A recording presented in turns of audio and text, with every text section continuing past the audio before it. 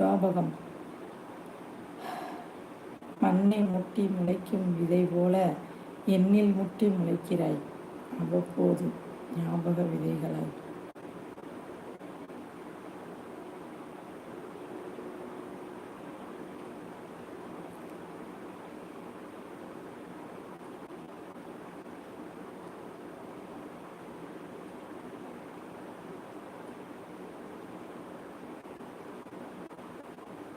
சப்பாத்திக்கு நிறைய டிஷ்ஷு செய்யலாம்ப்பா. பட்டாணி குழம்பு, குருமா, உருளைக்கிழங்கு குருமா, சால்னா, சிக்கன் குழம்பு, மட்டன் குழம்பு எல்லாமே வைக்கலாம். நல்லா இருக்கும்.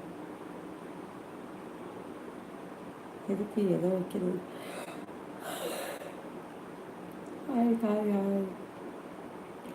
அம்பினால் பட்ட காயம் ஆறும், ஆனால் அன்பினால் பட்ட காயம் ஆறாது. உருவம் என்பது பெற்றோர் நமக்கு கொடுத்த அடையாளம். ஒழுக்கம் என்பது நமது அடையாளத்திற்கு நாம் கொடுக்கும் உருவம்.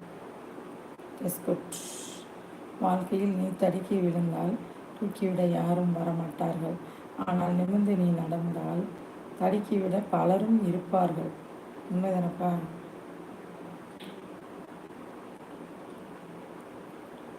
இன்னைக்கு ஹெவியாக சாப்பிட்டேப்பா, வயிறு வலிக்குது.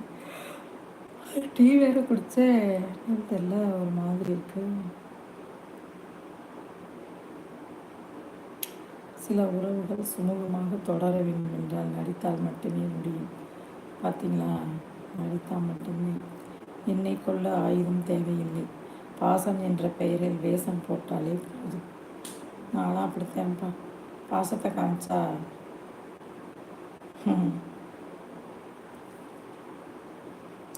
வேஷம் போட்டு பாசம் காமிச்சாலே நான் நம்பிடுவேன்ப்பா. அவங்க மேலே பாசத்தை காமிச்சிருவேன். ஒரு ஊரில் வந்து கதை சொன்னேன்.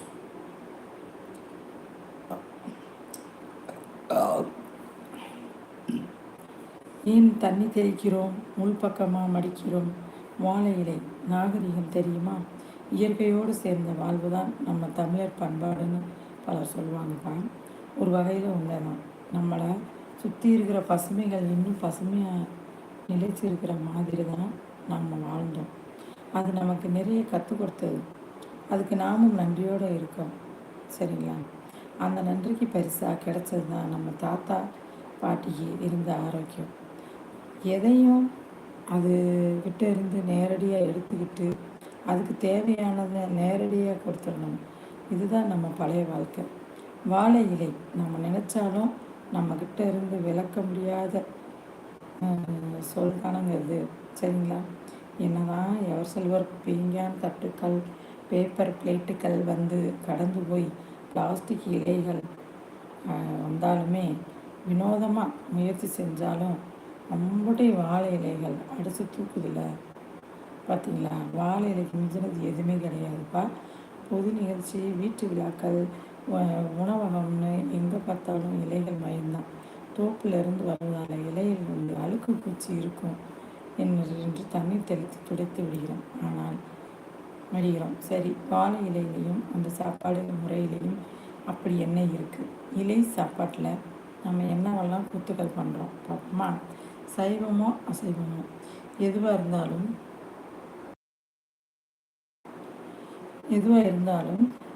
இலை போட்டு சாப்பிட்டா அது எப்பேற்பட்ட செரிமான கோளாறையும் சரி பண்ணுமாப்பா. வாழை இலையில் சாப்பிட்றது அவ்வளோ நல்லதாம்ப்பா. செரிமானத்தை சரி பண்ணுமா. அகண்ட பக்கம் வலது கைக்கு வசதி. சோறு வகையெல்லாம் இங்கே தான் வைக்கணும். அகண்ட பகுதி எப்பயுமே வலது பக்கம் தான் அந்த இலையை விரிக்கணுமாப்பா. இலையோட மேல் பக்கம் வந்து தொடுக்கறி, இடது பக்கம் அப்பளம் முதல்ல. அப்புறம் இலையை எப்படி போடுறது? குறுகின பக்கம் இடது கைக்கு வரணும். இடது கைக்கு சின்ன குறுகிய பக்கம் வரணும். இடது கைக்கு வந்து அகன்ற பகுதி வரணும். நிறைய வைக்க சொல்லுவோம். சோத்தைத்தான் நிறைய வைக்க சொல்கிறோம். அதுக்காகத்தான் இந்த அமைப்பு.